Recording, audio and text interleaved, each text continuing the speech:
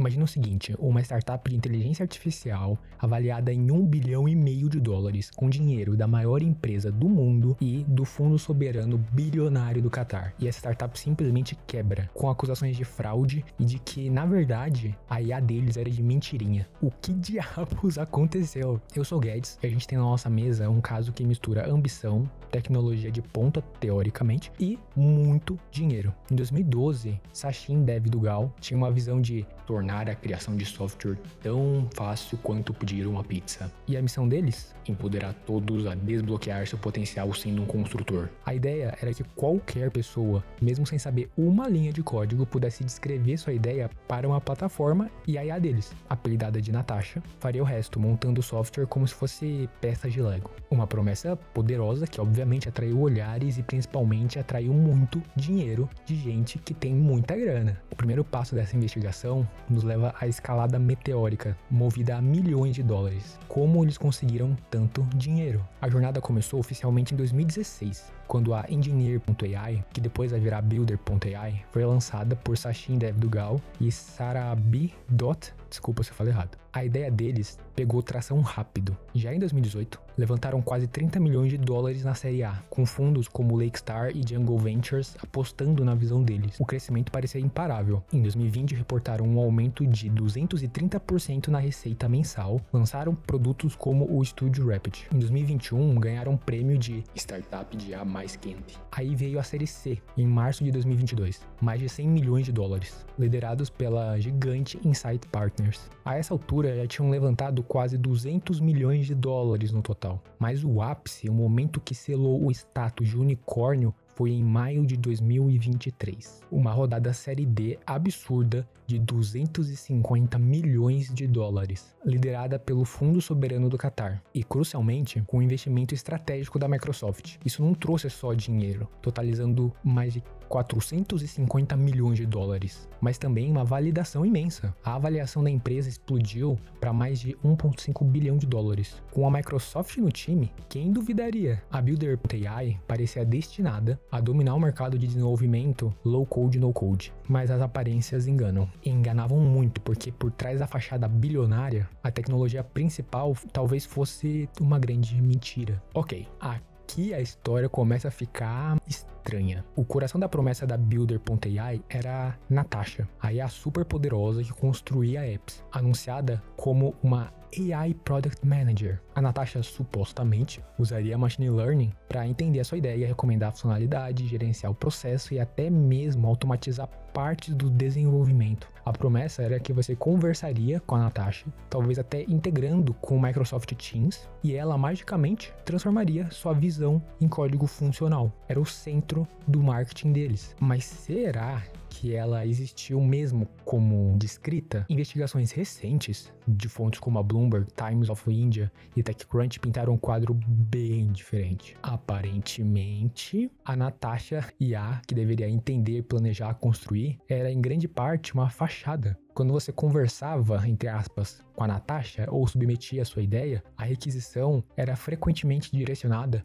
para um exército de 700 engenheiros indianos. Também tinham de outros países, mas o mais forte mesmo era na Índia. E eles faziam um trabalho pesado de codificação, de forma manual. Isso é o que chamam de AI washing, que é quando usam o termo de marketing para parecer mais moderno e atrair mais investimento, quando na verdade o serviço é tradicional, baseado em mão de obra humana. A Builder.ai pode ter sido um dos casos mais extremos disso. Eles vendiam automação por IA, personificada na Natasha, mas entregavam um trabalho manual terceirizado. Isso não só questiona a honestidade da empresa, mas também a validade da sua avaliação bilionária. Se a tecnologia central, a Natasha AI, era uma miragem, o que justificava tanto dinheiro investido? Os clientes e principalmente os investidores foram enganados? Enganados na tecnologia e talvez enganados no dinheiro também. Porque a farsa da IA era só a ponta do iceberg financeiro. E a coisa piora. Além da suposta farsa da IA, vieram à tona acusações seríssimas de fraude financeira. Reportagens detalham um esquema complexo chamado de round tripping, com a empresa indiana Verse Innovation, que é dona de uma outra empresa famosa chamada Daily Hunt. round tripping funciona assim: a empresa A fatura um valor X para a empresa B, e a empresa B fatura um valor similar para a empresa A, muitas vezes sem que nenhum serviço real seja prestado. E aí, o resultado? Ambas inflam artificialmente suas receitas no balanço, enganando os investidores e o mercado, porque elas só ficam ali, ó, trocando cartinha e inflando. No caso da Builder.ai e Verse, fala-se em quase 60 milhões de dólares em transações potencialmente fabricadas entre 2021 e 2024. Há relatos, falam na boca pequena, de que a Builder.ai chegou a inflar sua receita declarada em até 300%. Embora a Verse negue irregularidades, a suspeita é forte. E é tão forte que, segundo a Bloomberg, os promotores dos Estados Unidos já estariam investigando a Builder.ai. E no meio dessa tempestade, uma mudança-chave. Sachin Dev Duggal, o fundador e rosto da empresa, deixou o cargo de CEO em fevereiro de 2025, poucos meses antes da falência ser declarada. Uma tentativa de salvar a própria pele? Ou talvez uma coincidência muito estranha? E essa prática de inflar receita é comum no mundo das startups agora? Se confiaria numa empresa com tantas acusações? Me diz aí. Mas com tantas acusações e a liderança em xeque, o castelo de cartas estava prestes a cair. Com a IA questionada e finanças sob investigação, a situação ficou insustentável. A Builder.ai acumulou dívidas enormes, fala-se em mais de 115 milhões de dólares, e queimava dinheiro num ritmo alucinante, talvez até 500 mil dólares por dia. E a gota d'água parece ter sido quando um grande credor, a Viola Credit,